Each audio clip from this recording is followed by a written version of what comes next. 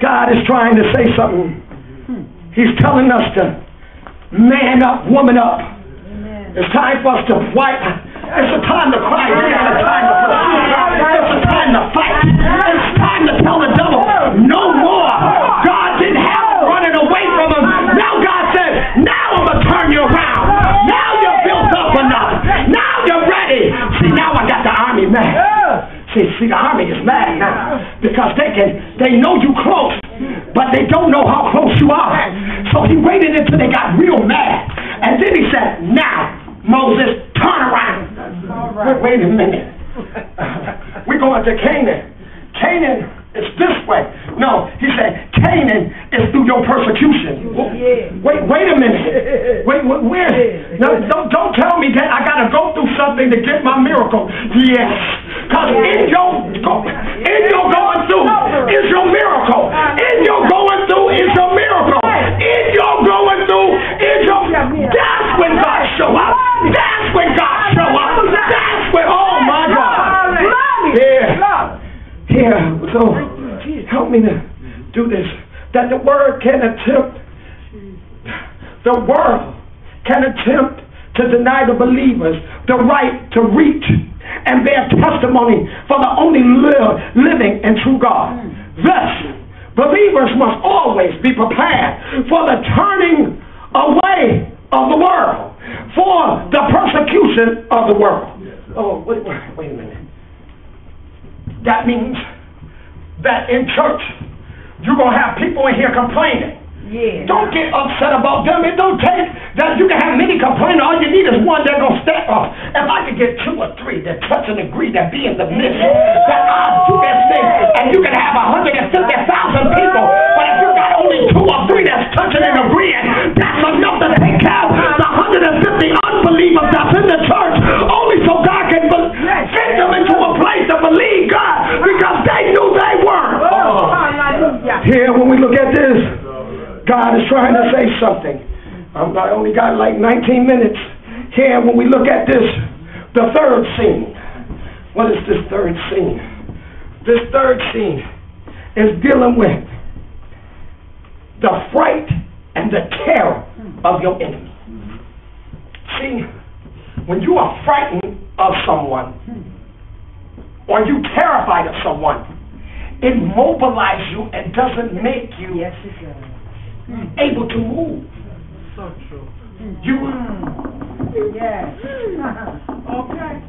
So you shake it. Now guess what happened?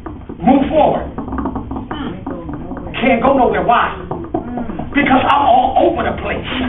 I'm shaking over here, shaking over there. It says that unbelief, if it's in one part of your life, it'll affect your whole life. So what God is saying that one or the other got to happen. I got to bring you out of your fear and your terror, or you will never make it up out of here.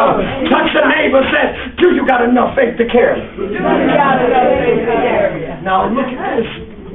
God is saying in this, it was the fear and the cry of God's people. When God's people saw that the world's most powerful enemy marching over the horizon towards them, they were as an unarmed people would be, stricken with fear. Natural reaction to not having no weapon to defend yourself. But they forgot one thing. One of the greatest universal weapons on this earth is called faith. Faith is a weapon that destroys everything else. Nothing can outbeat the faith that you have in God. Nothing can outdo God. When you believe and you locked in on God, that nothing will shake you or move you. Yeah, they coming at you, but you ain't going to touch me. Yeah, you coming to destroy me, but I'm not going down. I might bleed a little bit, but I'm going to pop back up. You don't know how I'm going to come up, because I wobble, but I don't fall down. Here, when we look at this, God is trying to say something. He's trying to say something. He says, I know this is natural reaction. You are fearful of your situation. I know that. Yeah. Some cried out to God for help. Others cried out against God's leader and they complained and turned against him. They accused Moses of bringing them into the wilderness to be slaughtered by the Egyptian army. They accused him. And they reminded Moses that they had asked him in Egypt to leave them alone. Uh-oh. Wait a minute. Oh. My grandson would say, leave a son alone. So the children of Israel were saying to Moses, leave me alone. Okay, now I got to ask one question. If they did not want to go, this is blind faith, complaining faith being dragged by a little faith in God. What I'm trying to say, they had a little faith in God that dragged them because they did not stay, even though they was complaining the whole time.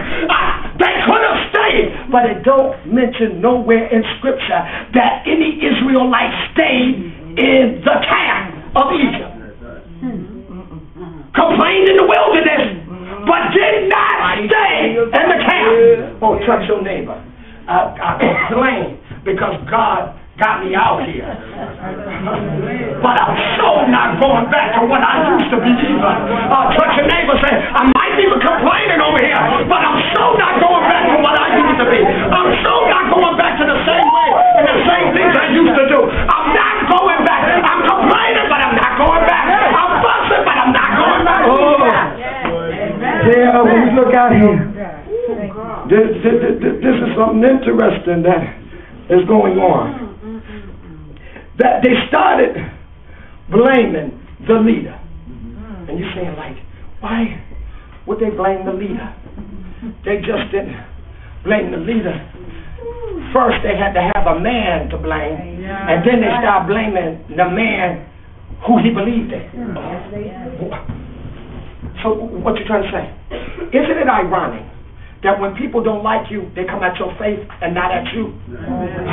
Oh, look at you, a Christian. Why you going to my belief? Oh, a Christian don't do. Why you going there? Oh, why you hitting me there? Why you going at it? Oh, Christians don't act like that. They don't talk like that. Why you messing with my God? Okay, I'm gonna help you out. I'm gonna show you why they mess with your God. Because they know that anything that can get a Christian mad is you talk about God. Oh, you got a fight on your hands if you start talking about God. And you have to bite your tongue. You have to literally turn your back because you will go on when they start talking about God. I don't know who they think they are, but you're saying that in yourself and you having this inner warfare that's going on in you. Oh, I wish they would have met me 15 years ago. I would have told them, oh, yes, thank God for deliverance. Here, when we look at this, Moses was accused and he was reminded about what they said to him, leave us alone. But the people of God felt hopeless and helpless. Have you ever been in a place that you just felt hopeless and helpless?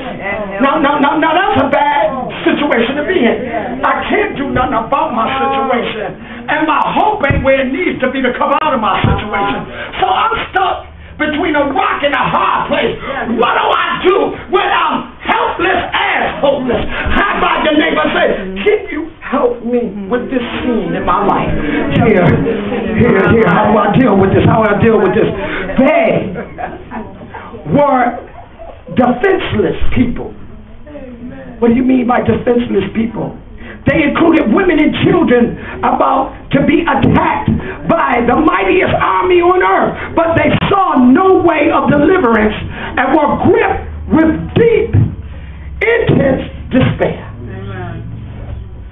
When you don't know how you're going to get that bill paid.